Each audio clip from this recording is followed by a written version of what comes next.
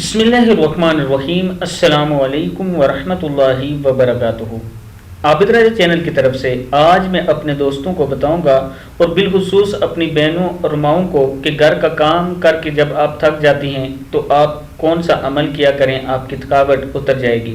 جب بستر پر لیٹ جائیں یا بستر پر بیٹھیں یا کہیں بیٹھیں تو آپ یہ عمل کیا کریں، آپ کی تھکاوٹ ساری ختم ہو جائے گی۔ تو سٹارٹ کرتے ہیں۔ بسم اللہ الرحمن الرحیم۔ گھریلو کام کاج کی تھکاوٹ کا علاج۔ چینل کو سبسکرائب آپ نے کرنا ہے اور اچھی ویڈیو میں آپ لوگوں تک ضرور پہنچایا کروں گا۔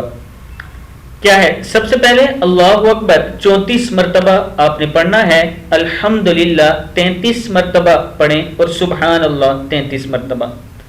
یہ آپ اپنی ڈیلی روٹین بنائیں کہ جب بھی بستر پر جائیں اللہ اکبر 34 مرتبہ، الحمدللہ 33 مرتبہ اور سبحان اللہ 33 مرتبہ پڑھیں۔ اب اس پر حدیث سن لیں۔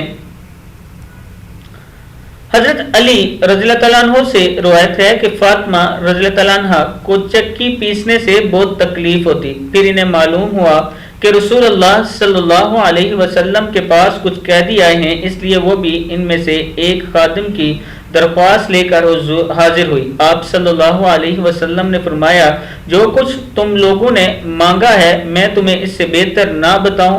جب دونوں اپنے بستر پر لیٹ جاؤ تو پڑھ لیا کرو، یہ پڑھ لیا کرو، اللہ اکبر الحمدللہ سبحان اللہ، یعنی 34 مرتبہ اللہ اکبر، 33 مرتبہ الحمدللہ اور سبحان اللہ 33 مرتبہ۔